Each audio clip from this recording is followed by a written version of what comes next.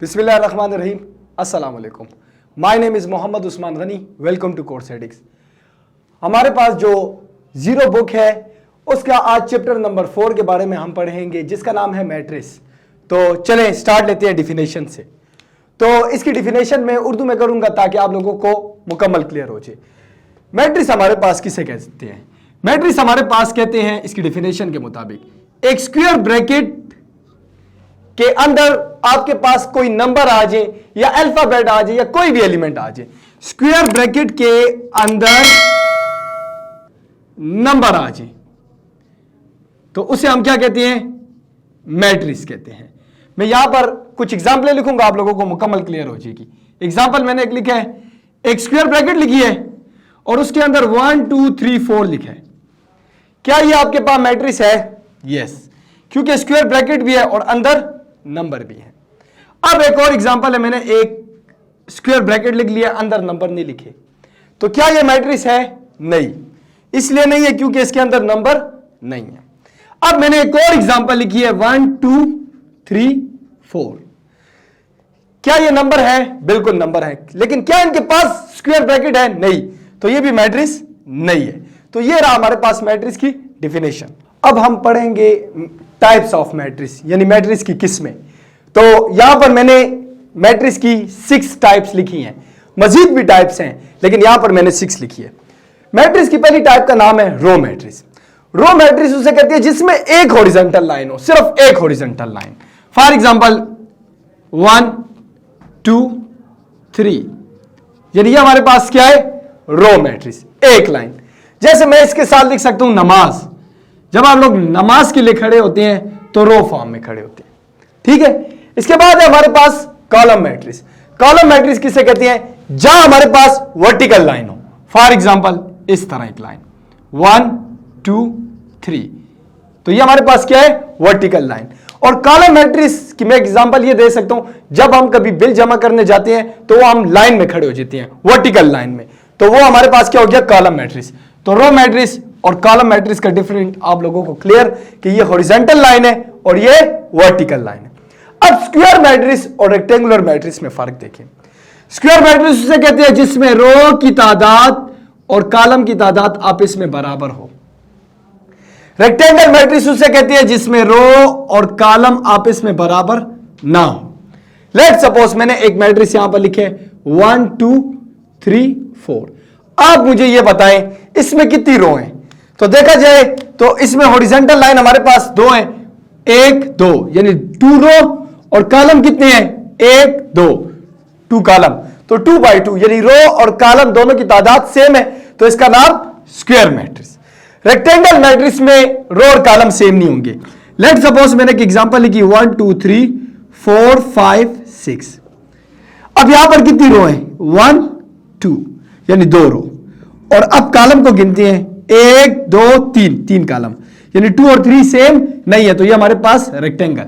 Simple words में हम कहेंगे कि स्क्वायर मैट्रिक्स उसे कहते हैं जिसमें रो कॉलम के बराबर हो और रेक्टेंगल मैट्रिक्स में रो कॉलम के बराबर ना हो। अब जीरो मैट्रिक्स और नल मैट्रिक्स, यानी इस मैट्रिक्स के 2 नाम है, नल भी से कह सकते हैं, जीरो भी, यानी वो मैट्रिक्स जिसमें तमाम के तमाम एलिमेंट जीरो हो, एक एलिमेंट भी जीरो के अलावा कोई नंबर ना हो। अगर एक इसके अलावा 0 0 0 0 इधर 1 आ गया तो ये जीरो मैट्रिक्स नहीं कहलाता। जीरो मैट्रिक्स की शर्त यह है कि तमाम के तमाम एलिमेंट जीरो होंगे। अब यूनिट मैट्रिक्स और आइडेंटिटी मैट्रिक्स, अब ये हमारे पास क्या है? चलिए ये मैं आप लोगों को सिंपल सा बताता हूं। आई की शक्ल 1 2 3 में किसकी तरह है? 1 की तरह ना।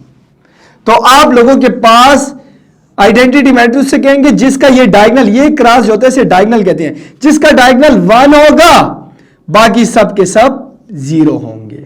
जब डायगोनल आपके पास 1 आ जाए बाकी सब 0 आ जाए, उस मैट्रिक्स का नाम है यूनिट मैट्रिक्स या आइडेंटिटी मैट्रिक्स। अच्छा, अब मैट्रिक्स की मजीद 4 और टाइप्स, यानी टोटल हमने 10 टाइप्स को डिफाइन करना है। 6 तो हम कर चुके हैं, अब 4 और। तो डायगोनल मैट्रिक्स हमारे पास किसे कहते हैं? डायगोनल मैट्रिक्स सबसे पहले एक बात याद रखिए, ये स्क्वायर होगा।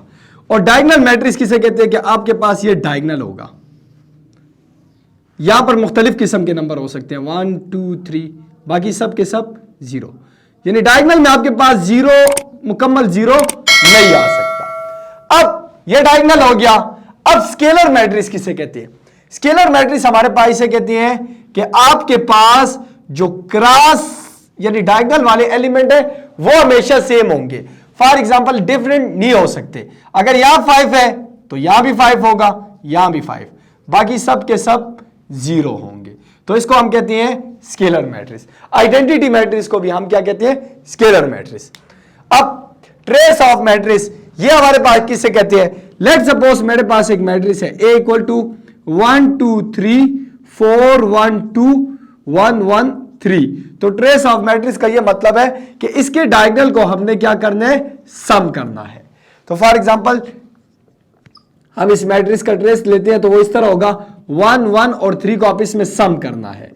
तो जो आपके पास रिजल्ट आएगा वो ट्रेस ऑफ मैट्रिक्स क्या आएगा? 5। क्लियर? सही है। अब इसके बाद ट्रांसपोज ऑफ मैट्रिक्स। ट्रांसपोज की डिफिनेशन सुने।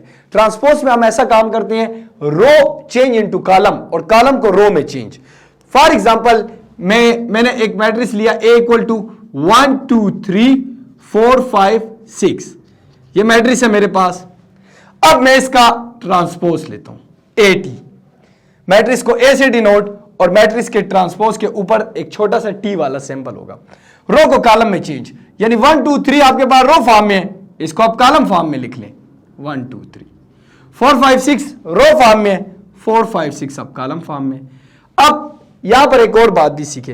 पहले आपके पास कितनी रो थी? 2 रो 3 कॉलम, यानी 2 बाय 3। अब क्या है? 3 रो 2 कॉलम, 3 बाय 2, यानी उसकी रो कॉलम बन गई और इसका कॉलम रो बन गया। तो ये रहा हमारा आज मैट्रिक्स का टॉपिक और मैट्रिक्स की टोटल 10 टाइप्स। अगर आपको ये वीडियो पसंद आई है तो हमारा YouTube चैनल सब्सक्राइब करें, Facebook पेज लाइक करें और इस वीडियो को शेयर करें। शुक्रिया।